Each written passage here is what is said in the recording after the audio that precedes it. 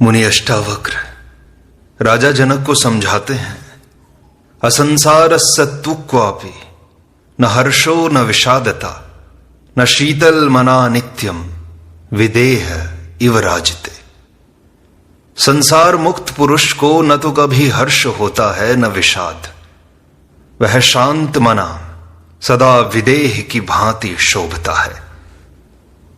मनुष्य का संसार बाहर नहीं है, उसकी भीतरी वासनाएं, कामनाएं, इच्छाएं, आकांक्षाएं, अपेक्षाएं ही उसका संसार है। इन्हीं से वह बाहरी संसार को देखता है तथा इन्हीं के कारण उसे हर्ष विषाद का अनुभव होता है।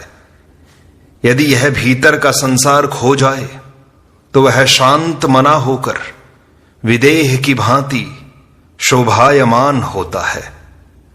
ऐसा ज्ञानी ही संसार मुक्त कहलाता है। अष्टावक्र आगे कहते हैं, कुत्रापि न जिहासास्ति आशा वापि न कुत्रचित आत्मा रामस्य धीरस्य शीतलात् छतरात्मनः। आत्मा में रमण करने वाले और शीतल तथा निर्मल चित्त वाले धीर पुरुष की न कहीं त्याग की इच्छा है न कहीं ग्रहण की आशा है। अज्ञानी धन, पद, स्त्री, पुत्र, यश, मान सम्मान, पद प्रतिष्ठा आदि में रमण करता है। इन्हीं में वह सुख आनंद की अनुभूति करता है, किंतु यह सुख दूसरों से मिलने वाला सुख है, जिसे दूसरे जब चाहे छीन सकते हैं, क्योंकि दूसरों का कोई भरोसा नहीं है। जिस प्रकार व्यक्ति दूसरों से सुख पाना चाहता है, वैसे ही दूसरे उससे सुख पाना चाहते हैं, किंतु देना कोई नहीं चाहता। इसीलिए संघर्ष शुरू होता है, छीना झपटी आरंभ होती है, जिससे दुख व क्लेश ही होता है। दूसरों के द्वारा दिए गए सुख पर आधारित होना ही गुलामी है। व्यक्ति सुख की चाह में उससे बंध जाता है। इसलिए ज्ञानी ऐसे सुख को असत्य एवं बंधन कहते हैं, जो छीना जा सकता है। थोड़े से सुखों के कारण मनुष्य अपने को दूसरों के हाथों बेच दे, इससे अधिक मानवता का क्या अपमान हो सकता है। इसलिए ज्ञानी पुरुष इच्छा मात्र का ही त्याग कर देता है, न त्याग की इच्छा करता है न ग्रहण की इच्छा करता है। वह केवल अपनी आत्मा में रमण करता हुआ निर्मल चित्त वाला होकर शाश्वत सुख का उपभोग करता है। अष्टावक्र आगे कहते हैं, प्रकृत्या शून्य चित्तस्य कुर्वतो वस्य यदृच्छया प्राकृतस्येव धीरस्य न मानो नावमानता।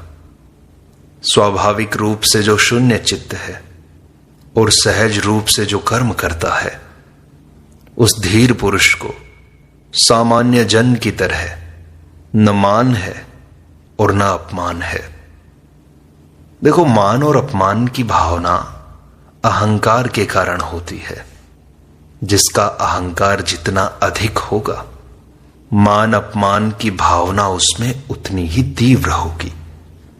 छोटे व्यक्तियों में अहंकार तीव्र होता है, इसलिए उनके सामने हर समय मान अपमान का प्रश्न बना रहता है।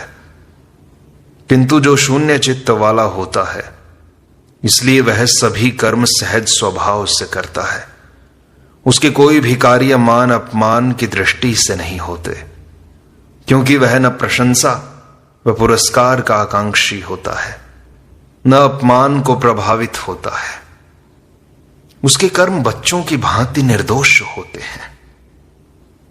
अष्टावक्र आगे कहते हैं, कृतम देहेन कर्मेदम न मया शुद्ध रूपिणा इति चित्तानुरोधी यह कुर्वन्नपि करोति न। यह कर्म शरीर से किया गया है, मुझ शुद्ध स्वरूप द्वारा नहीं। ऐसी चिंतना का जो अनुगमन करता है, वह कर्म करता हुआ भी नहीं करता है। आत्मज्ञानी भी सभी प्रकार के कर्म करता है, जो अज्ञानी करता है किंतु अज्ञानी अहंकारी होने के कारण सभी अच्छे बुरे कर्मों का भार अपने ऊपर ले लेता है कि यह मैंने किया है। वह स्वयं को कर्ता मान लेता है, जिससे कर्म के फल का भोक्ता भी बन जाता है। वह फलाकांक्षा के बिना कोई कर्म करना जानता ही नहीं। किंतु ज्ञानी अपने को शरीर एवं मन के पार आत्मा जान लेता है। आत्मा न करता है न भोक्ता। समस्त कर्म शरीर व मन से किए जाते हैं, किंतु वह आत्म स्वरूप होने से सभी कर्मों का साक्षी मात्र रह जाता है कि ये कर्म शरीर द्वारा किए गए हैं, मुझ आत्मा द्वारा नहीं। ऐसा व्यक्ति कर्म करता हुआ भी उनसे अलिप्त रहता है, उनका फल उसे नहीं भोगना पड़ता। यदि अज्ञानी बुरे कर्म करके यह कहे कि ये शरीर ने किए हैं, मुझ आत्मा ने नहीं किए हैं, तो भी वह फल का भोक्ता होगा, क्योंकि उसमें वासना अहंकार विद्यमान है। इसके विपरीत ज्ञानी से अहंकार एवं वासना के कारण कोई कर्म नहीं होता, इसलिए वह फल का भोक्ता नहीं होता। उसके सारे कर्म स्वभाव से ही होते हैं। अष्टावक्र आगे कहते हैं, अतद्वादीव कुरुते न भवेदपि वालिशः जीवन मुक्तः सुखी श्रीमान संसारन्नपि शोभते। जीवन मुक्त उस सामान्य जन की तरह कर्म करता है जो कहता कुछ और है और करता कुछ और है, तो वह मूढ़ नहीं होता और वह सुखी श्रीमान संसार में रहकर भी शोभायमान होता है। अष्टावक्र कहना चाहते हैं कि ज्ञानी की पहचान ज्ञान से होती है, कर्म से नहीं। मुक्ति भी ज्ञान से ही होती है। कर्म करके कोई मुक्त नहीं हो सकता, क्योंकि कर्म करते हुए लोग स्वयं को कर्ता मान लेते हैं। सभी कर्मों का आधार शरीर, मन एवं अहंकार है, जिनके रहते समस्त कर्म बंधन ही हैं। किंतु ज्ञानी आत्मा में जीता है, जिससे उसके समस्त कर्म नाटकवत तथा स्वभाव से होते हैं, वह उनमें लिप्त नहीं होता। इसलिए ज्ञानी की पहचान उसके वचनों से होती है कि वह क्या कहता है। उसके वचन ही सत्य होते हैं, किंतु उसके कर्म उनसे भिन्न भी हो सकते हैं। ज्ञानी सामान्य जन की ही भांति खाता पीता है, व्यवहार करता है, किंतु अंदर से वह असामान्य है। इसके विपरीत अज्ञानी असामान्य कार्य करता है, पर वह सामान्य ही रहता है। गिद्ध बहुत ऊंचा उड़ता है, किंतु उसकी निगाह मुर्दे पर ही होती है। बगुला भी एक टांग पर खड़ा होकर बड़ी तपस्या करता है, किंतु निगाह उसकी मछली पर ही होती है। इसी प्रकार अज्ञानी के कर्म उच्च होते हुए भी दृष्टि क्षुद्र वासनाओं पर ही रहती है। इसलिए अष्टावक्र कहते हैं कि ज्ञानी और अज्ञानी के कहने और करने में अंतर होता है। ज्ञानी विवेक में जीता है, सत्य में जीता है, सृष्टि के एकात्म भाव में जीता है, एवं सामान्य जन अहंकार एवं वासना में, क्षुद्र स्वार्थों में जीते हैं। यही भीतरी अंतर होता है। अज्ञानी के कर्म मूढ़ता पूर्ण होते हैं, ज्ञानी मूढ़ नहीं होता, इसलिए वह संसार में रहकर भी सुखपूर्वक जीता है, शोभायमान होता है। अज्ञानी भी संसार में रहता है, किंतु दुखी रहता है। ज्ञानी की पहचान ज्ञान से होती है, कर्म से नहीं। अज्ञानी को कर्म से पहचाना जाता है, क्योंकि वह कर्म में ही जीता है, ज्ञान में नहीं। ज्ञानी ज्ञान में जीता है, कर्म में नहीं। अष्टावक्र आगे कहते हैं, नाना विचार सुश्रांतो धीरो विश्रांति मागतः न कल्पते न जानाति न शृणोति न पश्यति। जो धीर पुरुष अनेक प्रकार के विचारों से थक कर शांति को उपलब्ध होता है, वह न कल्पना करता है, न जानता है, न सुनता है, न देखता है।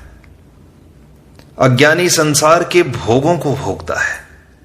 जब वह शरीर और इंद्रियों के भोगों से तृप्त हो जाता है, तब उसे उसमें सार नहीं दिखाई देता, जब उसे उनमें रस नहीं आता, तब सन्यास का जन्म होता है। सन्यास संसार के अनुभवों का सार, निचोड़ है, उसकी निष्पत्ति है। ऐसा सन्यास ही वास्तविक है। संसार के अनुभवों को प्राप्त किए बिना जो सन्यास लेता है वह थोपा हुआ है, कच्चा है, कभी भी डगमगा सकता है। सन्यास लिया नहीं जाता, घटता है। यह कार्य नहीं है, अनुभूति है। उत्कृष्ट जीवन की ओर बढ़ा हुआ एक कदम है। ऐसा सन्यासी ही आत्मज्ञान का अधिकारी है एवं वही शांति को प्राप्त होता है। इसी प्रकार बुद्धिजीवी अनेक प्रकार के विचारों में उलझा रहता है। वह संसार, कर्म, भोग, अध्यात्म, ईश्वर, परमात्मा, आत्मा इत्यादि अनेक विषयों का अध्ययन, चिंतन एवं मनन करता है। अनेक शास्त्र पढ़ता है, सत्संग करता है, ज्ञान गोष्ठियां करता है, सिद्ध महात्माओं के पास जाकर विचार विमर्श करता है, किंतु इनसे उसे शांति नहीं मिलती। वह इन विचारों में अधिक से अधिक उलझता जाता है। उनसे उसे सत्य प्राप्त नहीं होता, क्योंकि सत्य एक ही है, असत्य अनेक होते हैं। हर व्यक्ति के अपने अपने असत्य हैं। असत्य सब निजी हैं, व्यक्तिगत हैं। सत्य सबका एक ही है। यह किसी की बपूती नहीं है, न इसका कोई दावेदार है। इसलिए सत्य के संप्रदाय नहीं बनते। सभी संप्रदाय असत्य के ही हैं। संप्रदायों का आधार ही असत्य, दावेदारी, अहंकार, संकीर्णता, स्वार्थ है। जहां संप्रदाय है वहां सत्य नहीं है। संप्रदायों में सत्य नहीं होता। जहां सत्य है वहां संप्रदाय नहीं होते। इसलिए अष्टावक्र का संप्रदाय नहीं बन सका। सत्य 24 कैरेट का स्वर्ण है, तो संप्रदायों में यह स्वर्ण 18 कैरेट ही रह जाता है। आजकल के संप्रदाय तो 14 कैरेट वाले हैं। इतनी मिलावट हो गई है। भेद मात्र असत्य है, अभेद ही सत्य है। सभी विचारक, चिंतक इस संपूर्ण रहस्य को विचारों से समझना चाहते हैं, किंतु इनसे उसे ज्ञान उपलब्ध नहीं होता एवं आत्मज्ञान के बिना शांति नहीं मिलती। इसलिए अष्टावक्र कहते हैं, जो इन विचारों से थक कर जो शांति को उपलब्ध होता है वही विचारों से मुक्त हो सकता है एवं उसी को आत्मज्ञान का फल मिलता है। यह मूढ़ को भी उपलब्ध नहीं होता, जिसने कभी कोई विचार किया ही नहीं। इसलिए जिसने संसार को भोगा है तथा जो चिंतन की पराकाष्ठा पर पहुंचा है उसी को आत्मज्ञान का फल मिलता है। जिसने संसार को जाना ही नहीं वह परमात्मा को क्या जान सकेगा।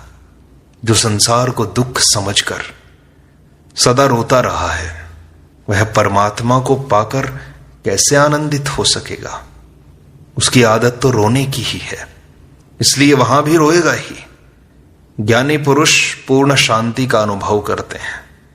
वे एक आत्मा में स्थित हो जाने से अन्य की न कल्पना करते हैं, न जानते हैं, न सुनते हैं, न देखते हैं। सर्वत्र उसी आत्मा को ही जानते हैं। अष्टावक्र आगे कहते हैं, असमाधेर अविक्षेपान्न मुमुक्षुर न चेतरः निश्चिंत्य कल्पितम पश्यन् ब्रह्महि वास्ते महाशयः। महाशय पुरुष विक्षेप रहित और समाधि रहित होने के कारण न मुमुक्षु है न गैर मुमुक्षु होता है। वह निश्चय पूर्वक संसार को कल्पित देखता ब्रह्मवत रहता है। चित्त की वृत्तियों से ही विक्षेप उत्पन्न होते हैं। यही विक्षेप अशांति का कारण होते हैं। चित्त की इन वृत्तियों को शांत करने के लिए समाधि का अनुष्ठान किया जाता है। ज्ञान प्राप्ति का मुमुक्षु ही चित्त की वृत्तियों के निरोध हेतु समाधि का सहारा लेता है, किंतु ज्ञानी की समस्त चित्त वृत्तियां शांत हो जाने से वह विक्षेप रहित है। उसे समाधि की आवश्यकता ही नहीं है। ऐसा ज्ञानी मुमुक्षु भी नहीं है, न ही गैर मुमुक्षु ही है, क्योंकि उसने वह सब पा लिया है जिसे पाने के लिए ये साधन किए जाते हैं। वह संसार को कल्पित देखता हुआ सदा ब्रह्मवत रहता है। अष्टावक्र आगे कहते हैं, यस्य अंतः स्याद अहंकारो न करोति करोति सः, निरहंकारः धीरेण न किंचिद अकृतम कृतम।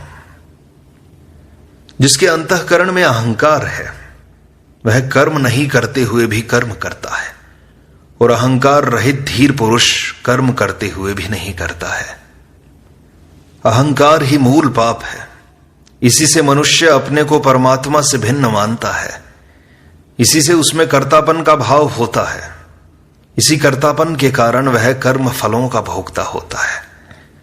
यदि अहंकार मिट जाए तो वह कर्तापन से मुक्त हो जाता है। फिर वह सभी कर्मों को ईश्वरीय समझकर करेगा, अपने को निमित्त मात्र समझेगा। आत्मज्ञानी ही ऐसा समझता है कि ये कर्म शरीर द्वारा किए जा रहे हैं। मैं आत्मा हूं, शरीर नहीं हूं, इसलिए ये कर्म मुझसे नहीं हो रहे हैं। ऐसा ज्ञानी अहंकार रहित होने से कर्म करता हुआ भी नहीं करता है। वह उनके कर्मों का भोगता भी नहीं होता। इसके विपरीत अज्ञानी कर्म नहीं करता हुआ भी कर्म करता है, क्योंकि शरीर से किए जाने वाले कर्मों को रोककर भी उसके विचार तो चलते ही रहते हैं। योजना मन में बनती ही रहती है। सद असद वृत्तियों का ज्ञान उसमें विद्यमान है। अहंकार मौजूद है, जिससे उसके विचार भावनाएं ही बंधन बन जाती हैं। कर्म नहीं करने से उनका रेचन भी नहीं होता, इसलिए वह 24 घंटे कर्म नहीं करता हुआ भी कर्म करता है। मुक्ति के लिए कर्म छोड़ना नहीं है, बल्कि अहंकार छोड़ना है, कर्तापन छोड़ना है। तब संन्यास घटित होता है, तब कर्तापन का अभाव घटित होता है। अष्टावक्र आगे कहते हैं, नोद्विग्नम न च संतुष्टम अकर्तृ स्पंद वर्जितम निराशम गत संदेहम चित्तम मुक्तस्य राजते। अष्टावक्र कहते हैं, मुक्त पुरुष का उद्वेग रहित, संतोष रहित, कर्तव्य रहित, स्पंद रहित, आशा रहित, संदेह रहित चित्त ही शोभायमान है। मुक्त पुरुष का चित्त पूर्णतः शांत हो जाता है, सभी प्रकार के द्वंद्वों से रहित हो जाता है, जिससे वह उद्वेग रहित, संतोष रहित, कर्तव्य रहित, आशा रहित और संदेह रहित हो जाता है। अब उसके सारे कार्य निश्चित, विवेकपूर्ण एवं स्वभावानुकूल होते हैं। अहंकार एवं चित्त की वृत्तियों के आवेश में आकर वो कोई कर्म नहीं करता। वह सभी कार्य करता हुआ भी अलिप्त, अछूता रहता है। ऐसा ज्ञानी ही शोभायमान होता है। अष्टावक्र आगे कहते हैं, निर्ध्यातुम चेष्टितुम वापि यच्चित्तम प्रवर्तते निर्निमित्तम इदम किंतु निर्ध्यायति विचेष्टते। मुक्त पुरुष का चित्त ध्यान या चेष्टा में प्रवृत्त नहीं होता है, लेकिन वह निमित्त या हेतु के बिना ध्यान करता है और कर्म करता है। करने का भाव मात्र अहंकार है। अहंकार ही पहले उद्देश्य निश्चित करता है, फिर कर्म में प्रवृत्त होता है। अहंकार निरुद्देश्य कर्म कर ही नहीं सकता कभी भी, इसे जानते रहिएगा। उसे फल चाहिए जिससे उसकी वासना की तृप्ति हो सके। बिना फल की आकांक्षा के किया गया कर्म वह निरर्थक मानता है। उसका उसके लिए कोई मूल्य नहीं है। वह कहता है, जिस कर्म से पैसा न मिले, सुख न मिले, आनंद न मिले, वह भी कोई कर्म है। समय बर्बाद करना है। वह जीवन का मूल्य ही पैसे में, मान सम्मान, प्रतिष्ठा में आंकता है। यह मिल गया तो जीवन धन्य हो गया। मरने पर यदि शव यात्रा में 1000 आदमी शामिल हो गए तो जीवन सफल। यदि अकेला मर गया तो कहता है वह कुत्ते की मौत मरा। यदि 5000 आदमियों का मृत्यु भोज हो गया तो कहते हैं स्वर्ग गया, अन्यथा कहता है वह शमशान में लौट रहा है। अज्ञानी ने अपने मूल्य बना लिए हैं, वह सबको इन्हीं मूल्यों से आंकता है। इसी प्रकार अज्ञानी सब चेष्टा से ही प्राप्त करना चाहता है। चेष्टा मात्र अहंकार के कारण होती है। जिसके पीछे उद्देश्य होता है, वह किसी निमित्त को ध्यान में रखकर ही चेष्टा करता है, बिना हेतु अथवा निमित्त में ध्यान भी नहीं करता। किंतु ज्ञानी पुरुष का चित्त किसी ध्यान या चेष्टा में प्रवृत्त नहीं होता, क्योंकि उसे फल की प्राप्ति की कोई इच्छा नहीं है। वह ध्यान भी करता है या कर्म भी करता है तो चेष्टा रहित, श्रम रहित, बिना किसी निमित्त या हेतु के स्वभाव से करता है। इस प्रकार अष्टावक्र गीता की व्याख्या का यह भाग यहीं संपूर्णता को प्राप्त होता है। शेष अगले अंक में।